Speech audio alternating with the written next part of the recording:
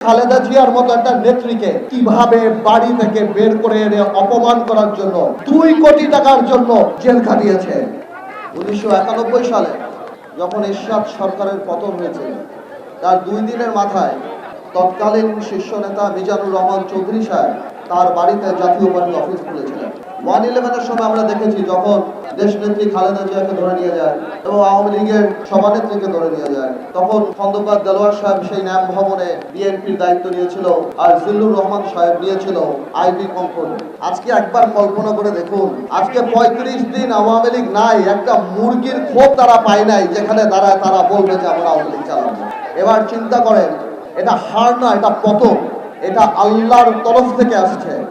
আমার এখানে অনেক ভাইদের বক্তব্য আমি শুনলাম, তারা বলছেন আমরা বিচার চাই। ভাইয়েরা আমার, আমি বলবো বিচার শুধু আরম্ভ হয়েছে ইনশাআল্লাহ। এই বিচার এমন ভাবে হবে যে বাংলাদেশে আওয়ামী লীগকে সবাই মীর জাফর লীগ হিসাবে জানবে আগামী 100 বছরে। আওয়ামী লীগ একটা রাজনৈতিক দলের অস্তিত্ব হারিয়ে ফেলেছে।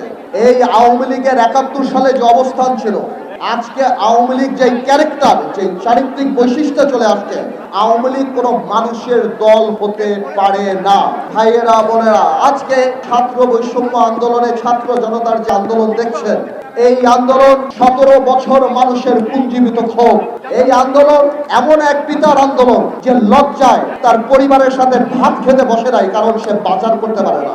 এই আন্দোলন সেই আন্দোলন যারা শেয়ার মার্কেটের সর্বস্ব হারিয়ে সুইসাইড করেছে, আত্মহত্যা করেছে। এই আন্দোলন সেই আন্দোলন মানুষ বাজারে যাওয়া বন্ধ করে দিয়েছে, বলতো বাজারে গেলে আমরা লজ্জা পাই।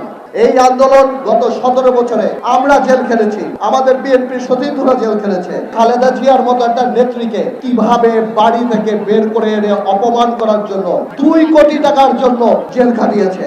তারেক রহমানের পরিবার সহ সবাইকে গত সরকার, আওয়ামী দুঃশাসনের সরকার, 2টা মাত্র থিওরিতে বিশ্বাস করে, এক হলো শত্রু, এক হলো ষড়যন্ত্র। ওনাদের বিরুদ্ধে কথা বললে আমরা শত্রু, ওনাদের বিরুদ্ধে আলাপ করলে আমরা ষড়যন্ত্র করি। এই 17 বছরে তারা এই কাজ করে করে মানুষের মনের মধ্যে থেকে জায়গা এমন ভাবে তাদের চলে গিয়েছে যে তারা তো পুলিশ দিয়ে খালেদা জিয়ার বাড়ি খালি করেছিল। আজকে বাংলাদেশের জনগণ সেই গণভবনকে তাদের কবরের ভবন বানিয়ে দিয়েছে। আমি আর বেশি বলবো না, আমি শুধু এতটুকুই বলবো, যারা শহীদ হয়েছেন, যারা আহত হয়েছেন, 17 বছরে যারা আহত হয়েছেন, আমার মনে হয় সরকারের পাশাপাশি একটা বৈষম্য বিরোধী আন্দোলনে যারা ছিল তাদের একটা লিয়াজো কমিটি আমাদের দলদের মাঝখানে করে দেওয়া উচিত। মাঝখানে আমরা অনেককে সাহায্য করতে চাই, কিন্তু আমরা পারি না, আমরা পাই না, আমরা যোগাযোগ ব্যবস্থা স্থাপন করতে পারি না।